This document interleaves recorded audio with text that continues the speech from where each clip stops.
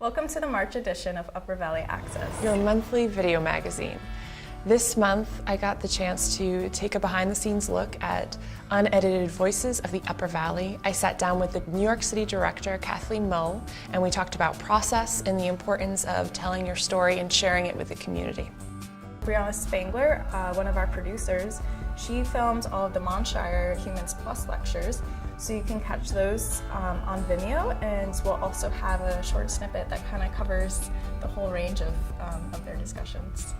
We also went to Vermont Law School this month. They hosted a panel discussion for National Ag Day, and they talked about food as well as what the law has to do with it, and a lot of the ongoing issues between the law and small farmers.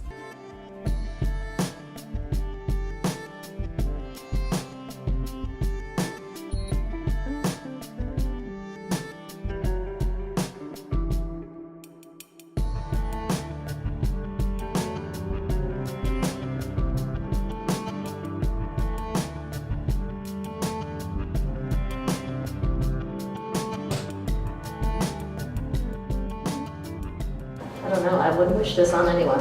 I mean, I love my life, but if I could milk cows and sell it to a company that I felt good about, you know, along the time that we jumped ship and went off the milk grid to bottle our own milk and make the ice cream, there were a bunch of people who brought in the Organic Valley label, which is a Coulee Region organic produce pool, and they've been a lot cooler to work with. So for those people, like, the good vibe got salvaged, and they get to do their farm life and not have to worry about selling everything the cows make in 2 weeks, you know, or, well, with 2 weeks, we basically have 3 days because it's got a 2-week shelf code on it. It's not easy, it's not hard to make, well, it is hard, but it's, you know, it's what we do to make really good stuff. It's not hard to sell it, it's hard to make money doing it. We are in New York City and Boston every single week. Our product, not myself personally, and that is a way that we bring South of Royalton to Manhattan every single week. We have some great clients that love getting product from Vermont. My husband goes down and at least once a month and basically explains what we do up here. One of the things that I think is going to make farms profitable in Vermont and possibly all of New England is agritourism.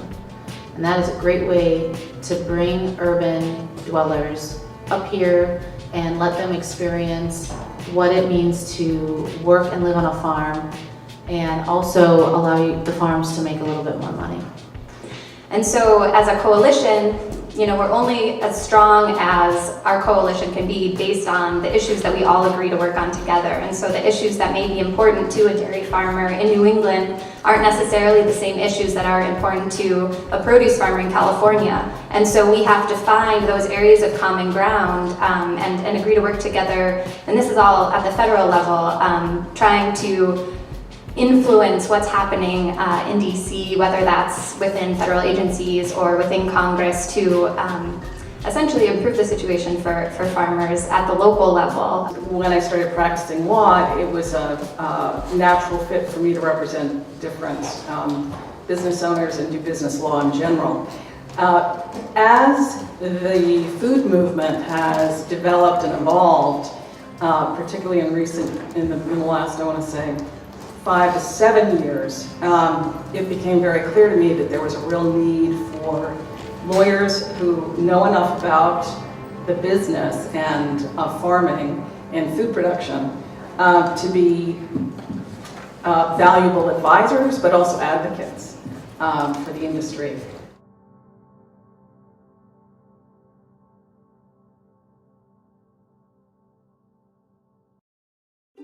We're going to go ahead and get started.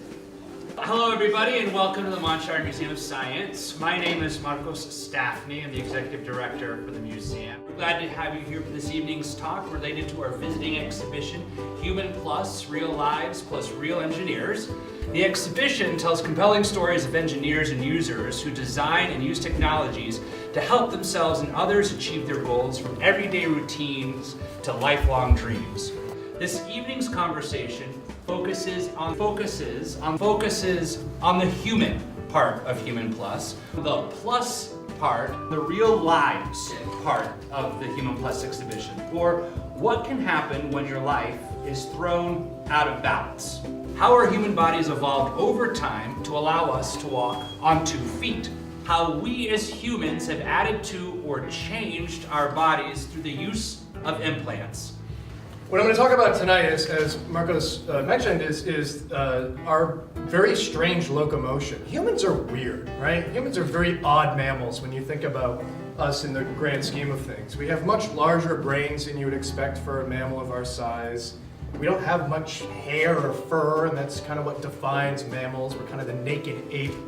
And probably the strangest thing is how we move. There are no other mammals on Earth that habitually stride around on their extended hind limbs.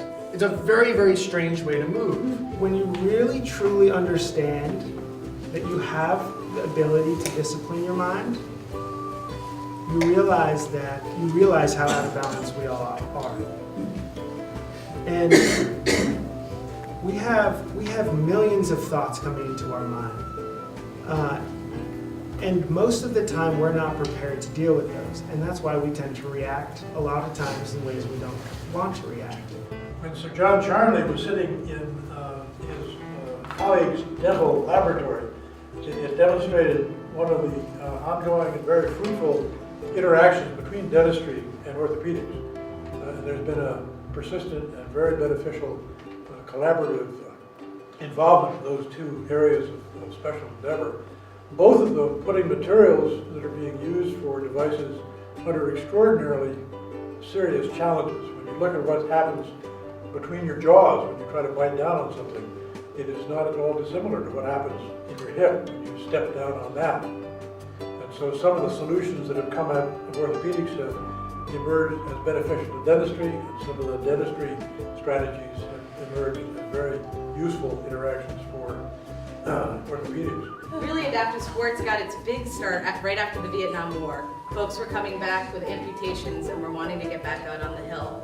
And Outburgers, which I'll chat about later, gave folks that opportunity. And from there, lots of ingenious people have come up with different adaptations. Yeah, get terrifying. It's really good for your back, I think. But I don't think there's a shock on that one. So they've come up with a lot of really ingenious designs to be able to get folks out.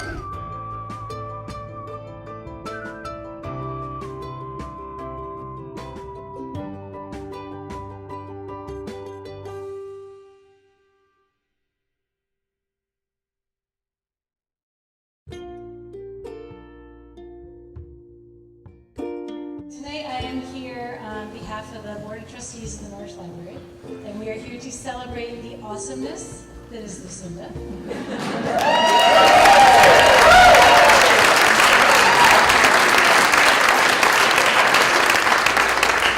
So as board members, we're very privileged. We get to go behind the scenes of the library, and we get to see what Lucinda is really like. And let me tell you, it's good. She's awesome. She is that good. We are really privileged to be able to work with her. So with all of this, with this, your vision, your wisdom, your perseverance, your humor, you've created a library that is truly at the heart of this community and makes it a better place to live. And for that, we are so grateful and so honored that you are here in Norwich. So that is a gift beyond measure. So thank you and congratulations. The library is a meeting place, it's a reception place, it's a teen hangout place, it's the little kids' place to go after school, it's the senior place, it's a computer place, and every so often I think it's a place to read. And it's all rolled up in one, and it's such a blazing success, I know, because of the library staff led by Lucinda. And that's what makes it so wonderful.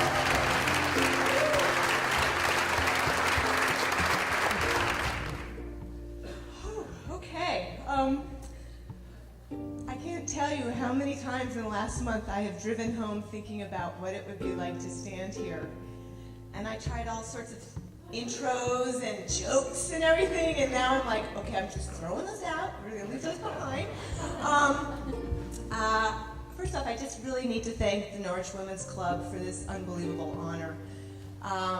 We at the library are grateful recipients of the Community Projects Grant, so I hope you all bid a lot because we have a new kitchenette downstairs I'd like to show off, and we have a grant ready to go.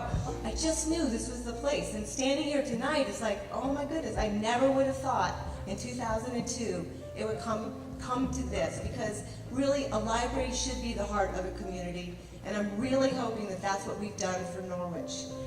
I also cannot say much more without acknowledging the amazing, tremendous women that I work with every single day. Lisa and Beth and Janice and Nancy and Diana and Jillian and Kate. Did I do it? Yes. Because they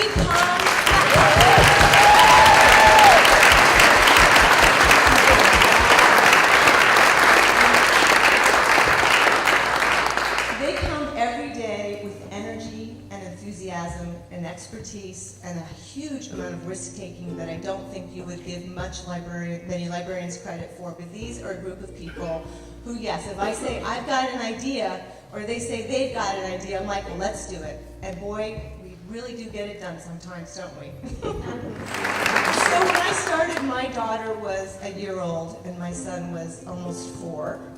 And they have really grown up at the library like any child of a librarian. They spent a lot of time at the library. They marched in parades, they dressed as clowns, they set up for events, and they take down from events. They have always wanted to volunteer in some way, and I say, oh, you're doing it all the time. If you come to my office, you will see their growth marks on my office door. So my last thing is to them, really, which is to say to Hartley and Lily, I don't cry. May you be able to find something in your life that makes you as an impassioned, engaged person with your community as I have had the great luck and joy. Thank you so much, everybody.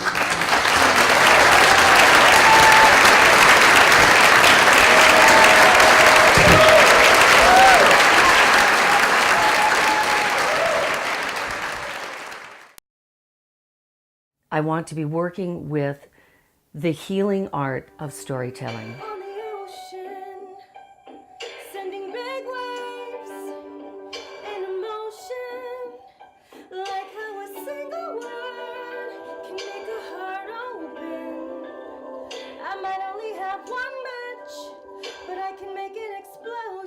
I'm the first person outside of the safety of the writing.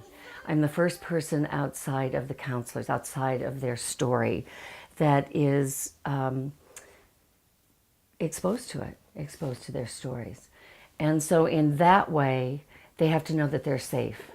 And I represent them, and I represent the audience. And so their heart and the audience's heart come together, and I'm the conduit. There is nothing like a real live breathing group of people standing in their community with real live breathing audience members to really make that an amazing experience.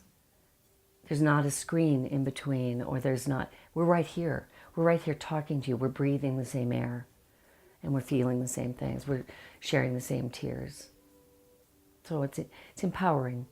There is nothing like these groups that come together to do this kind of work, to make people feel human and alive and not afraid and supported. It's a very shaming, isolating experience, domestic violence, and vulnerable. It's such a vulnerable experience that you don't think there is anybody out there who would hear you. And these are the stories that are usually not spoken of, and they're not shared. And when you tell your story to a community, you're shining the light onto the shame of a story, and so it takes its shame away. It takes the power of it away, the negative power.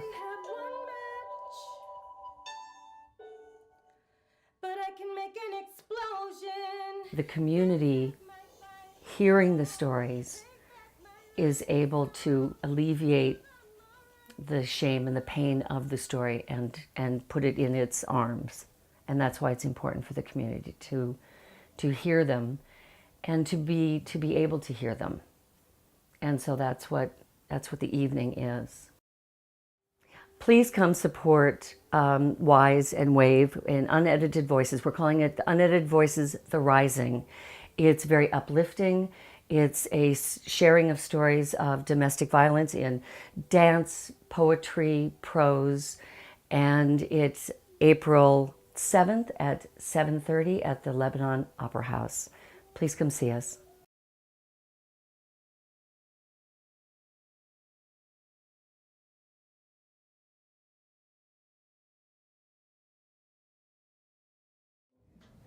You know, as I say, I retired, so I was thinking about getting older. My husband's a bit older, and I thought, what do we do now?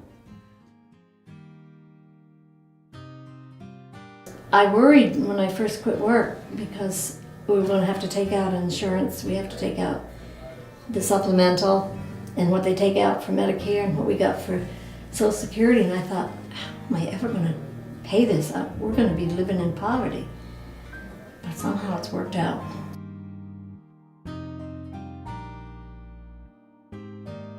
Well, for me, it has changed a lot just in the last 4 years. I don't know if this is the time to say how my vision, I developed a very serious vision problem 4 years ago, which happened very, very quickly. And it took a year to find out what the problem was. And so now I have no central vision, I have peripheral vision, but I can't drive, I haven't been able to drive,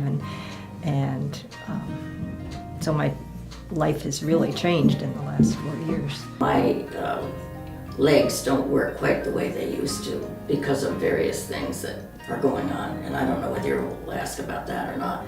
But, so, you know, instead of going in, taking, you know, a shower and then getting into your clothes in 15 minutes, like you used to, it takes you almost half an hour. Right.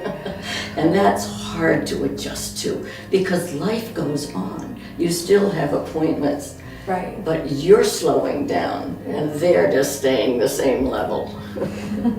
The circulation problems mean that I can't walk very far without my legs getting fairly painful to use, so I'll have to stop and take a break. And this is an aggravation. I can't go for walks in the woods and all these other things. I used to be very active outdoors, did a lot of canoeing and camping and all that sort of stuff. I can't do any of that, which is frustrating. Just things we take for granted, like being in a ladies' room, public restroom, you know, some the water's automatic, some it's not. Where's the soap? How do you work the paper towels? Like I used to spend, as I said, a lot of time out camping and hiking and out in the woods and so on. I don't do any of that anymore. So the friends that I used to have that involved that, I don't have anymore. I needed people still. I needed us. I love my home and I'm homebodied and I make pickles, I have blueberry bushes and that, but I needed contact. We have a lot of opportunities. We have the senior center. This is a great place to go for anything. That enabled me to feel more complete because I was just being home. I said, this is not the answer. I mean, I'm sort of old-fashioned. I think the elderly are overlooked in bigger communities. You don't have the support like you have in a smaller place like this. You don't have community support, you don't have, a lot of them don't have families. And so a lot of the elderly are just left behind. Plus they don't have the finances to, to really be able to live. I mean, my community is my apartment building where there's lots of residents, and it's across from the busy Max Market, where you go in there and you meet anybody and everybody you know, and then you come down here to the senior center, which is very welcoming and enjoyable. I think the senior center is just such a fabulous thing, and I think more people need to be aware of it. And I have, as I said, I haven't had to take advantage of the transportation, but I think the medical rides that they provide and the Meals on Wheels, and it's all That's the kind of thing, because we are so isolated from places, you know, and public transportation. Right.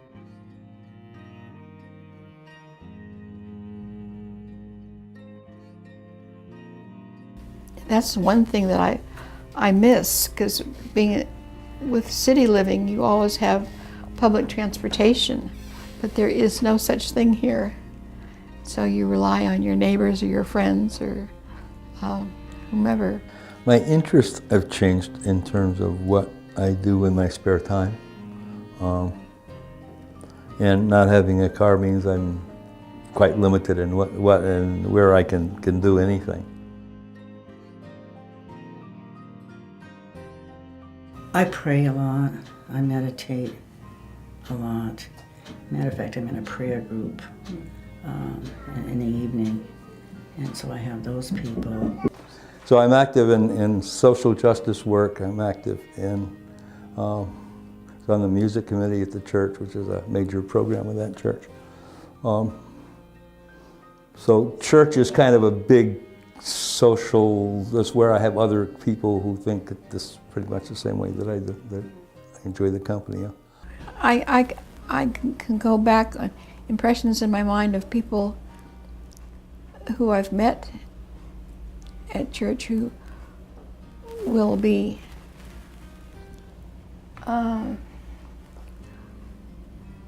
totally delightful and welcoming and encouraging at 1 minute, but they'll never tell you about themselves and all that they have had to go through.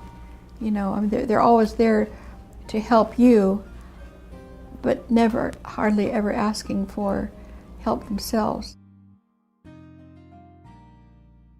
I think that as you go along, there are some things that make life difficult, not only your own physical disabilities perhaps, but emotionally and psychologically.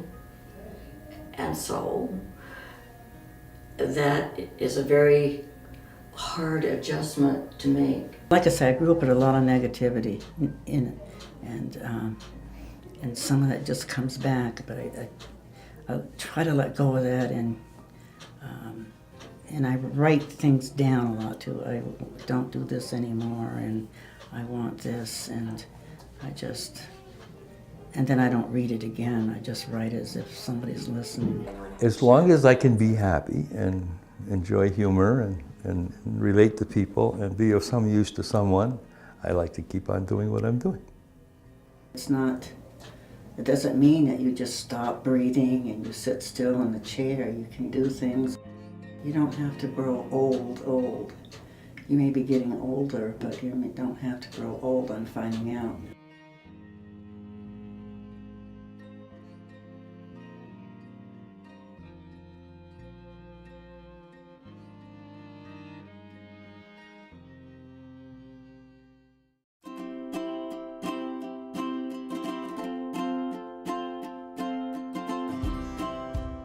Hello, welcome to another section of CATV Yoga. Hi, this is Mike Schumann of Vermont VA Federal Credit Union, and this is Show Me the Money. Well, hello, this is Linda Carbonneau from Walking the Light TV show. 2015 was filled with stories, ideas, perspectives, opinions, and new collaborations. At CATV, we listen, capture, and share these with the community in an effort to add to the work of other community-building organizations right here in the Upper Valley. Simply put, CATV could not build such a vibrant and growing community without your continuing contribution. When you voice your perspective, share your opinions and artistic visions, you are building community. When you pick up a camera and listen to someone share their story, you are building community.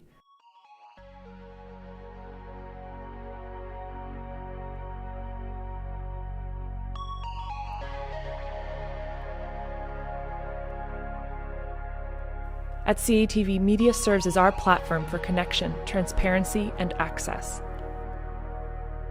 Whether you are tuning into Channel 8 and 10 on Comcast, VTEL, or streaming on Vimeo or video on demand, you can be sure to find vital public information and entertainment.